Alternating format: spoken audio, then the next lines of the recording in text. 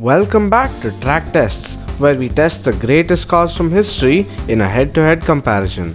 This month, we're taking a look at the Honda NSX Type R and the Mazda RX-7 FD. Japan is no stranger to making great cars, but in the early to mid-90s, a slew of instant classics came out of the factories in Tokyo, Kyoto and Yokohama.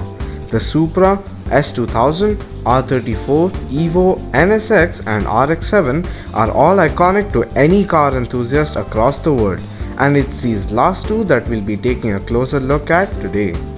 At the Chicago Auto Show in 1989, Honda revealed their first supercar, the new Sportscar Experimental, or the NSX for short.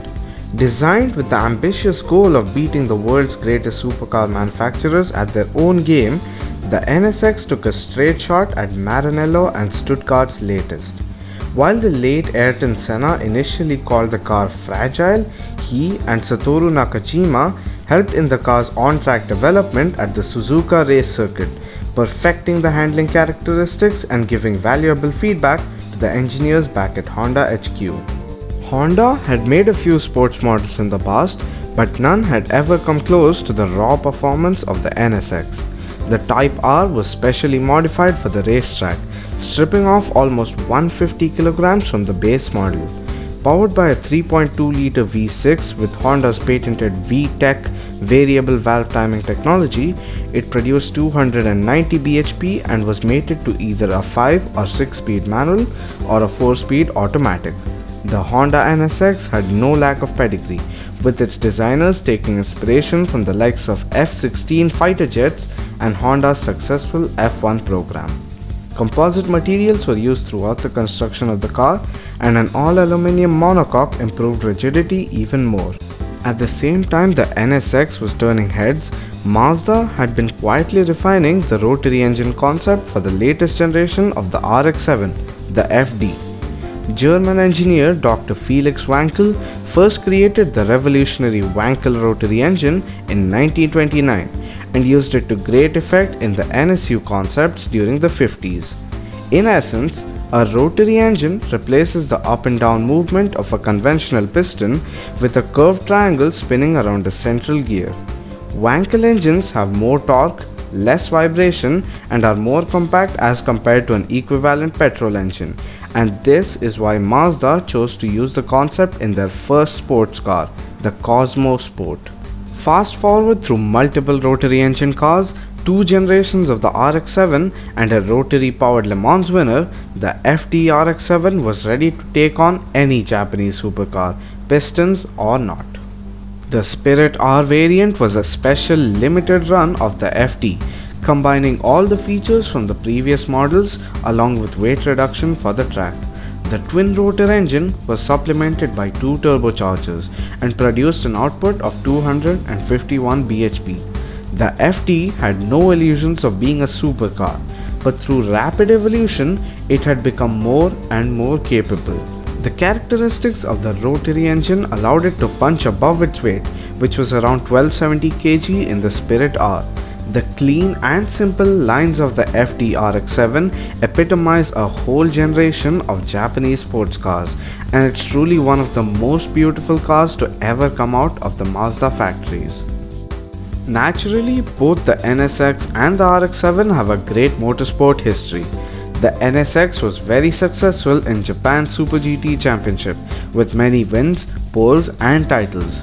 Fans worldwide have no doubt seen the Arta, Castrol, Takata and Mobil 1 NSX on track or in-game, and while the regulations tried to slow it down because of the mid-engine layout, it still emerged triumphant. The NSX still runs in Super GT to this day based on the second generation of the car. Honda also had a brief stint at Le Mans with the NSX-R LM GT2. The RX-7 also competed in Super GT, though never directly against the NSX. The Asparadraink RX-7 is a cult classic, and it's one of the best racing versions of the car. Mazda also holds the record for the most wins in IMSA during the GTO regulations, utterly dominating the series when it competed. The NSX and RX-7 are some of the most successful cars of their generation, but in order to truly experience them, you have to drive them. After being inspired by best motoring, I took both of the cars out for a few laps at the Tsukuba circuit, measuring handling characteristics, performance, and lap times. Starting with the NSX, the chassis feels both loose and stable at the same time, and the back end readily steps out with a quick yank of the handbrake. The car feels oddly stiff on corner entry, but there's not much off-throttle oversteer.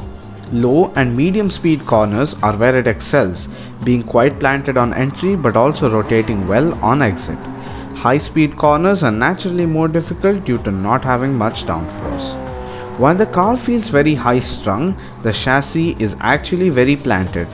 The NSX behaves pretty much exactly like you'd expect a mid-engine JDM car to. Moving on to the RX-7, it immediately feels a lot tamer than the NSX.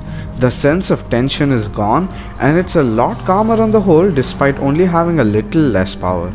That doesn't mean it's slow, however, as a stable car often inspires more confidence in the driver. The car feels great throughout the corner and the brakes are a little stronger. It doesn't slide as readily as the NSX though due to the front engine layout. Of course, the sound is one of the best parts about the Rotary engine and the RX-7 delivers it. Once the turbos spool up, it's one of the best sounds you can get from a sports car. The RX-7 definitely contrasts with the NSX, but it's just as good to drive.